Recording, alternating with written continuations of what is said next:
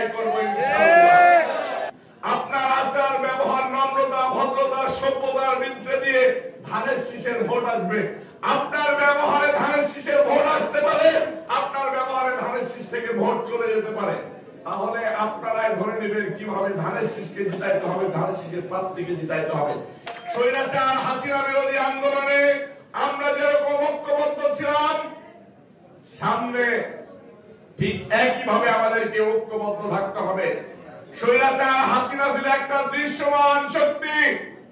আমাদের সামনে যে শক্তি এখন উপস্থিত হয়েছে তারা অদৃশ্য শক্তি। তারা বাংলাদেশের মাটিতে কালো ছায়া বিস্তার করে বাংলাদেশকে ধ্বংসের ষড়যন্ত্রে লিপ্ত হয়েছে। এই ষড়যন্ত্রকারীদেরকে জাতীয়তাবাদী যুবদল কেন্দ্রীয় নির্বাহী কমিটির সংগ্রামী সভাপতি আব্দুল মুনায়েম মুন্না, নুরুল ইসলাম নয়নের নেতৃত্বে আমরা ঐক্যবদ্ধ ভাবে ইনশাআল্লাহ ঠেলে দেব। সামনে দাঁড়াইতে দিব না। জাতীয়তাবাদী যুবদলকে যখন নির্দেশনা দিবে, ঠিক একইভাবে যেরকম হাসিনাকে বিদায় করেছি, ষড়যন্ত্রকারীদেরকেও বাংলাদেশের মাটি থেকে ঠিক একইভাবে বিদায় করব ইনশাআল্লাহ। আপনারা ঐক্যবদ্ধ থাকবেন।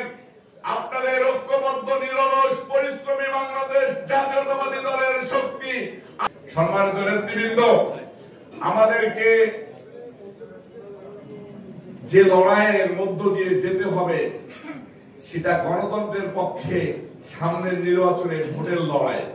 এই ভোটের লড়াইয়ে আপনাকে বুঝাইতে হবে যে আপনি এই দলের জন্য সম্পদ।